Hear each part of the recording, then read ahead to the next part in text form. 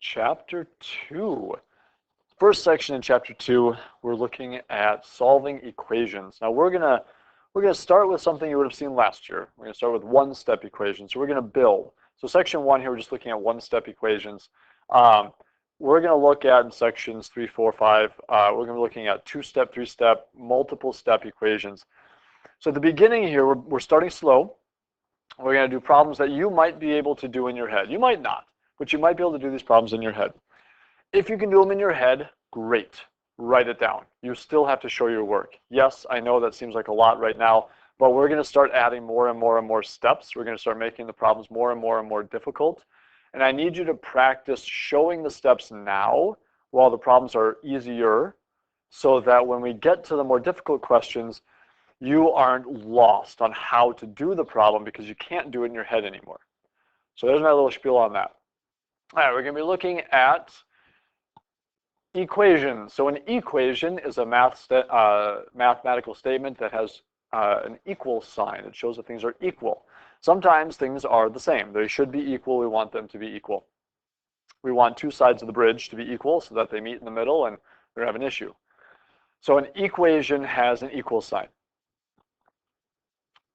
A solution to the equation is the value that makes the variable or the value of the variable that makes the equation true. So we're trying to figure out what will work for this variable in this situation. To find the solution, we're going to isolate the variable. We're going to get the variable all by itself. So we're going to put it in isolation. It's been bad. It needs to be isolated. So we're going to get it all by itself. And it appears on one side of the equal sign all by itself. Okay. Inverse operations. Inverse operations undo each other. So like plus and minus, multiplying and dividing. Example that would be, you don't have to write this down if you don't want to, that's fine. It would be like 2 plus 5 minus something equals 2. Well, 2 plus 5 minus 5 would give us 2.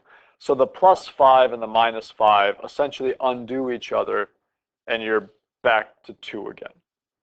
Same thing if you had 18 divided by 9 times 2, or excuse me, times 9. 18 divided by 9 is going to give us 2, times 9 is going to get us back to 2, or excuse me, back to 18. I'm stuck on 2. And so that gives us the same result. Those undo each other. All right, let's look at an example here. So we've got y minus 8 equals 24. So if we're going to solve this equation, we're going to do the inverse operation. And I know in the past you were asked to draw that line. That's a great thing. I'm going to try and draw the line, but you don't have to draw the line. I'm not going to grade you on drawing the line. We still are going to do the inverse operation. So to get y by itself, to isolate the variable and get it all by itself, we have to get rid of this minus 8. So to get rid of the minus 8, I'm going to add 8. I'm going to do the inverse operation, because minus 8 plus 8 is 0. So you certainly could write the 0 and say y plus 0. We typically don't write 0 though. We just leave it out and we say that that's nothing. All right, now I do the same thing to both sides. I have to keep the balance. Right as it starts, it's balanced. Y minus 8 is equal to 24. There's a balance there. So I have to keep the balance. If you do it to one side, you have to do it to the other side of the equation, to the equal sign. 24 plus 8 then is going to give us 32. Right? So y equals 32. We're going to check our result. We're going to check and make sure that it works. If y is 32, originally we started with y minus 8 equals 24. So I now think that y should be 32. Oops, excuse me. If I'm right, that means that 32 minus 8 should be 24. Well, let's see, 32 minus 8, yep, 24 equals 24. Check, it works. Let's do another one. 5/16 equals z minus 7/16. All right, same idea. I want to isolate the variable. I want to get z all by itself. What's on the same side of the equal sign as the z? Well, there's this minus 7/16 over here. I want to get rid of that. So to get rid of it, to isolate the variable, I do the opposite, the inverse operation. Opposite of minus 7/16 plus 7/16. So we do the same thing to both sides, plus 7/16. There we go. Oops, not 7 1/16.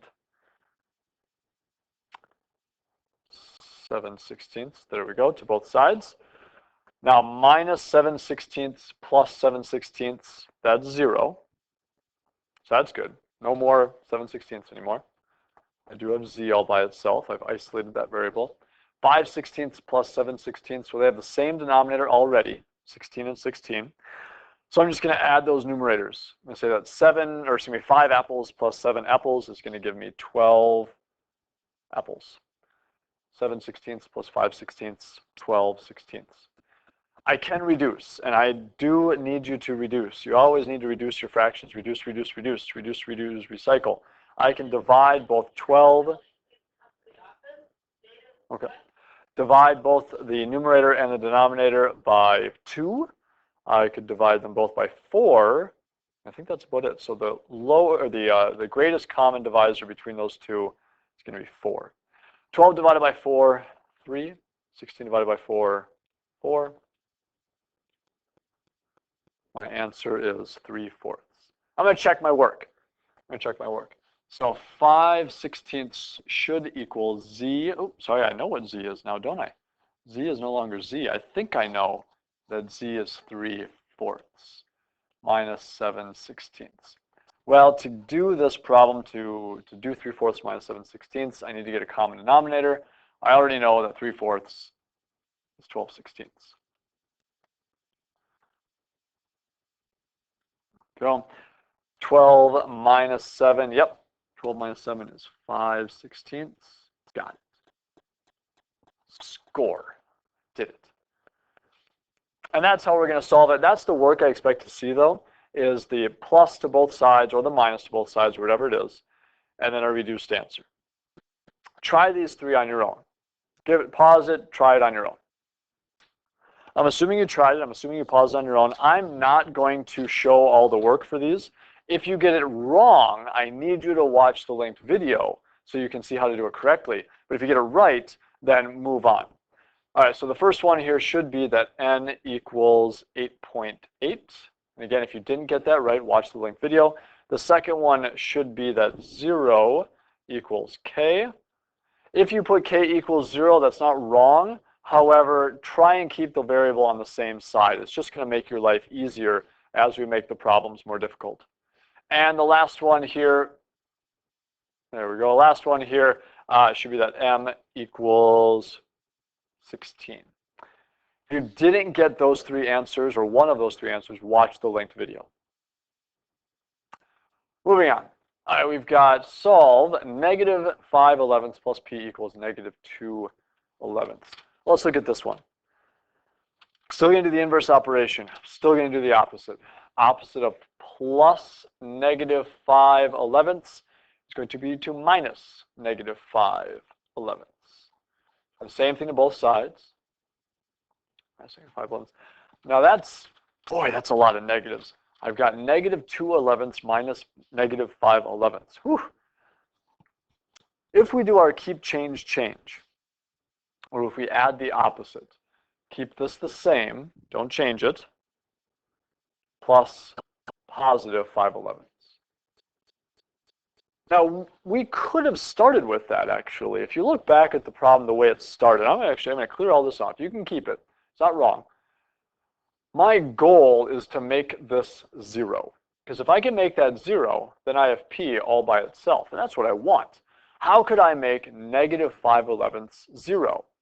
Well, -5/11 plus 5/11. That's 0. So you can always do the inverse operation. That always works. But if you think more, if you do a little more thinking, you can end up doing a little less work sometimes because your goal is to make that number 0. In this case, you want it to go away. Well, -5/11 plus 5/11, that goes away. 0. So I'm just going to add 5/11 to both sides. You'll notice even if you did the subtracting and negative, we're still going to end up adding. All right, so we've got -2/11 plus 5/11. -2 plus 5. Let's see, it's 2 below. It's 5 degrees warmer plus 5. That's 3 degrees. 3/11. I can check my work, make sure it works. -5/11 plus 3/11. Let's make sure that that actually works. Well, -5 plus 3, so now, okay, it's 5 below, -5, plus 3 degrees warmer. Well, I'm going to, oh, sorry, I didn't even transfer correctly, -2. So -2/11. Yep, that equals -2/11. Check. Try these 3 on your own. Pause it. See if you can work through these problems. Make sure you practice showing the work. Even if you can do it in your head, awesome. I'm happy for you. Show the work. All right, let's see. So for the first one, we should have that m equals -4.7. For the second one, we have that z equals 2. And for the last one, come on, page. There you go. Last one, we should have that x equals 44. And again, if you didn't get one or more of those answers, watch the linked video.